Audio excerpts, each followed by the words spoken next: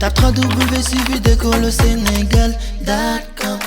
À école au Sénégal, c'est facile, tu n'as qu'à te connecter. Tape école au Sénégal, les leçons sont beaucoup plus détaillées. Alors, donc, pour les structures à l'origine du potentiel de repos, donc, comme je l'ai dit tout à l'heure, il y a deux structures qui sont à l'origine du potentiel de repos. La première structure, donc, j'ai évité de mettre beaucoup trop d'annotations pour la clarté du schéma. Donc, la première structure s'appelle le canal de fuite de K+. Donc, ce canal de fuite de K+, fait sortir plus, comme vous le voyez sur la flèche bleue, plus de K+, qu'il ne va faire entrer de Na+. Autrement dit, donc, par ce canal sortent beaucoup d'ions K+, à l'inverse, une petite quantité, une quantité inférieure en tout cas, d'ions Na+, donc pénètre dans l'axoplasme. Donc l'axoplasme ici correspond évidemment au milieu intracellulaire. Donc les deux étant séparés par une membrane donc, de l'axone qu'on appelle l'axolème. Donc voilà, maintenant, l'élève doit faire le raisonnement sur la conséquence de l'activité de ce canal de fuite. Un canal qui fait sortir beaucoup de charges positives et ne fait entrer qu'une quantité moindre, ce canal aura donc comme conséquence une accumulation de charges positives. Et bien cette accumulation de charges positives à l'extérieur, donc à la surface de la membrane, est partiellement à l'origine de ce qu'on appelle le potentiel de repos. Donc ça c'est pour le canal de fuite de K+. Voilà pourquoi on l'appelle canal de fuite, parce que ce canal de fuite fait fuir ou fait sortir une quantité excédentaire donc de K+. De façon parallèle, il y a toujours dans les structures évoquées par le sujet, donc les structures, vous voyez la particularité ici, donc la structure elle est là, sa particularité réside dans le fonctionnement. Donc tout ce qui permet donc de rester dans le sujet qui nous dit structure, on a dessiné la structure, particularité, voilà le fonctionnement, donc c'est la particularité. Maintenant, par rapport à l'autre protéine ou les autres protéines parallèles, donc c'est ce qu'on appelle ici la pompe Na plus K+. Regardez ce que fait cette pompe. Cette pompe, à chaque mouvement, fait sortir. Vous voyez là, on a 3 K+. Donc ces 3 K+,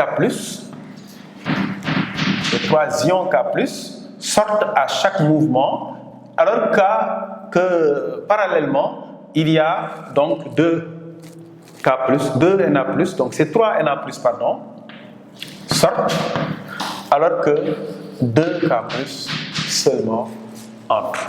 Donc à chaque mouvement, qu'est-ce que la pompe Na plus K+? À chaque mouvement, la pompe Na plus K+ fait entrer 2 K+, et fait sortir donc 3 Na+. Là aussi, faites le bilan. Une pompe qui fait sortir 3 charges positives et fait entrer 2 charges positives, en termes de bilan, la pompe, tout comme d'ailleurs le canal de fuite, fait sortir plus de charges positives qu'il ne fait entrer de charges positives. Conséquence, il y aura une accumulation qui est consécutive au fonctionnement de ces deux protéines. N'oubliez pas que la pompe Na+, et le canal de fuite Na+, sont des protéines membranes. Donc ce sont des structures qu'on trouve au niveau de la membrane. Dans le sujet, donc ce qu'on appelle particularité, c'est évidemment dans le fonctionnement qu'il faudra le chercher. Donc retenez aussi, et ça c'est important, qu'au fil donc de leur fonctionnement, les deux protéines auront tendance à faire sortir beaucoup de charges positives, et alors en ne faisant entrer qu'une quantité inférieure.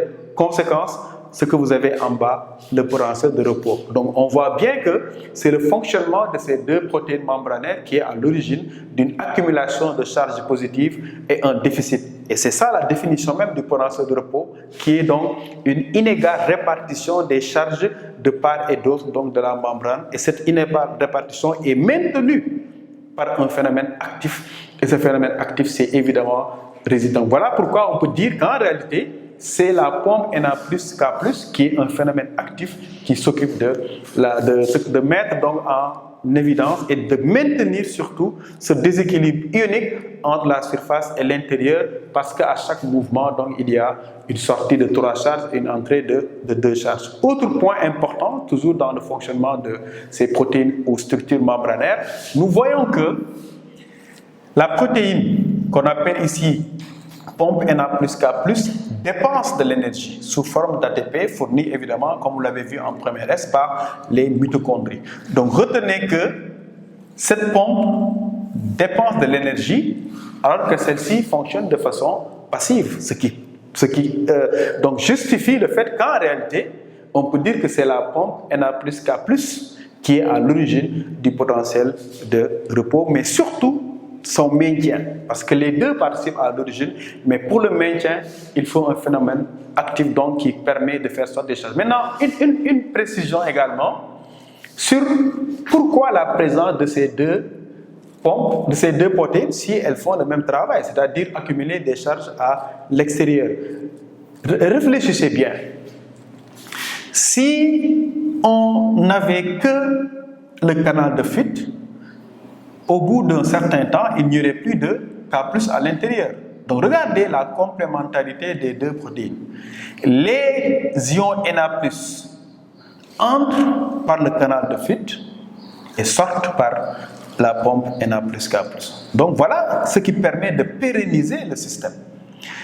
Les ions K+ sortent par le canal de Fitt et entrent par la pompe Na plus K+. Ça aussi, ça permet de maintenir le système. S'il n'y avait que le canal de Fitt, quel que soit donc l'alpha, ce canal ne fait que deux choses. Il fait sortir beaucoup de K+, donc il arrivera un moment où il n'y aurait plus de K+ à l'intérieur.